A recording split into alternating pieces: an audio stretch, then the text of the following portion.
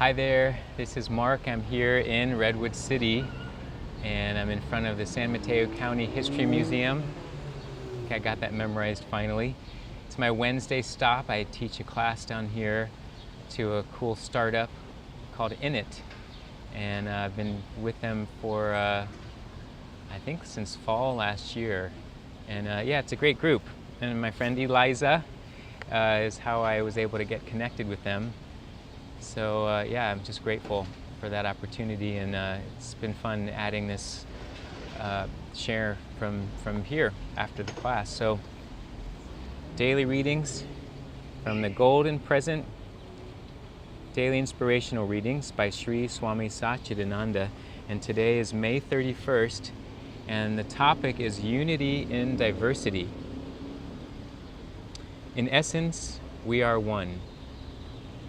But in nonsense, we are many. We need essence and nonsense. Life is for fun. Otherwise, God could have just created everyone alike with the same thoughts. Everything is God's will. Nothing happens without His will. He allows this chaos. Why? Why? He must have thought, only by this chaotic situation will they really thirst for peace. Then, if I give them peace, they will really relish it. That is why we are looking for peace. We have had enough of fights and problems. If you realize this, you can begin right in your own home. Love your family, your pets, your plants. Do not treat them as something different from yourself. They all have the same essence, the same spirit. If you want to show the unity in diversity, that is where we can begin. At home, with our pots and pans. You may be angry with your husband or wife, but do not put the pot down with a bang. Be gentle. See the same spirit in everything. That is unity in diversity. See your own self in all and treat everything properly. That is how to show the unity in diversity visibly and powerfully. A real spiritual experience means to see the unity in diversity. Well, yeah, that is the topic, unity in diversity. I love this. In essence, we are one, but in nonsense, we are many. We need essence and nonsense. That surprised me in a way, but I agree. And then when Swami Satchidananda went on to say that it's through the chaos, which is even in this spiritual book speaking about God has even created the chaos, because we would think, why would there be bad things in the world or chaos or some of the more extreme things that we've seen in our world and in our lifetime and beyond? Why would those things need to happen? And I find it's often hard to answer the whys to some of the more brutal things in the world. But what I hear from spiritual teachers is that it's part of human nature, for better or for worse, that there are these seeds of poison that can be watered within every single one of us. It's not just a few of these people. Some of us do tend to think they're just, some people are just a bad seed through and through. They were born that way, they will always be that way. Maybe there's something to that because of their karma that I would use as a way of understanding someone's life cycle, if that's part of what they're working through. But even that could be that they're brought here to be an instigator for the rest of us to be able to have the potential to wake up, to see what we don't want, to see what we don't believe in or agree with or want to follow. And so there has to be some kind of chaos created out of that to break away from someone who might be trying to bring in poison. So I like this idea that there is a balancing, and we tend to think that it should just be this way or it should be that way, and we tend to want to, we vote that way, we kind of tend to think in black and white terms a lot of the times. But I find that this idea of unity and diversity, having this diverse palette of different ways of being in the world, because they're all possible, and even to go so far as to say they're all part of the creation. It's like in nature, you look across in any kind of a natural setting, there's certainly things of beauty, but then there's also certain insects or bacteria, animals that are eating another animal, decay. There's also all these stages of things that we might look at it in one angle and think, oh, that's not so pretty. You know, why? That's not so nice. But how that actually gives way to other things being able to flourish and become beautiful. You know, even in a forest fire, sometimes they happen naturally.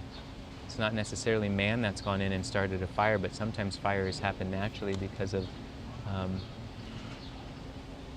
combustion and sun and all that stuff from the energy that can happen. So it's not always that that's something that man has instigated, but from that process, actually certain things grow after a fire. And that's part of even almost like a composting within. There's certain nutrients that are released from a fire. So examples like that help remind me that there is purpose in these things. The danger with some of them is that we might get burned in that fire if we're not taking care of ourselves, if we're not, you know, I don't know if we're all meant to have to get consumed by some of the negative, poisonous things that we see in the world. Maybe that is for some of us to have happen. But is it possible that some of those things can be there so we can witness them, we can observe them and learn from them and recognize that from those we can actually move towards peace, because we know what we don't want, we know what is not peace. You know, so it's having that practice of this dualistic world to be our teacher rather than to wish it to be gone. It's just part of this human experience until, what the yogis say, through the practices, enlightenment can start to avail itself to us through the hard work and discipline and practices, that we are able to start to see the oneness, and that we're not judging the two sides of things as one is better or worse than the other, but we start to see that they both have equal purpose, equal presence in this world, in this life. And I wouldn't say I'm there. I mean, I definitely get frustrated and angry at certain situations. There are, you know, small-scale versions of that where I see myself get agitated, like on the train, you know, getting on the train with my bike and somebody else is getting on that doesn't have a bike. And in my mind, I'm thinking, this is the train for bikes. Why are you getting on this train? But I know that I've been that person. Before I had a bike, I would get on with the bike train just because it was where I happened to be standing. And probably there's some part of me that's like, well, the bike train's the cool train. But another biker might have been like, why is this person getting on the bike train? He doesn't have a bike. It's getting in my way. So it's when I'm able to come full circle with some of those experiences, it creates humility. And I appreciate those, that I'm able to see that and then kind of can get a laugh out of it. Sometimes when I'm biking, I'll think about how I can get frustrated at a car for not seeing me or not giving me the right of way or whatever it might be. And when I've been driving, I'll think the same thing of a bicyclist. But it's starting to get a little less, there's starting to get a little less tension there as I am biking more and becoming more aware of that experience as a bicyclist. That it tends to not make me feel as frustrated or that aggressive surge to come out of me.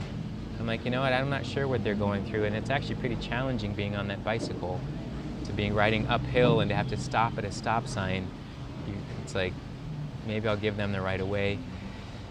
So, you know, we can all see that there's all these experiences that can teach us out there in the world, and so I'm grateful for that today, and humble to be able to have this experience. So thanks for watching, and I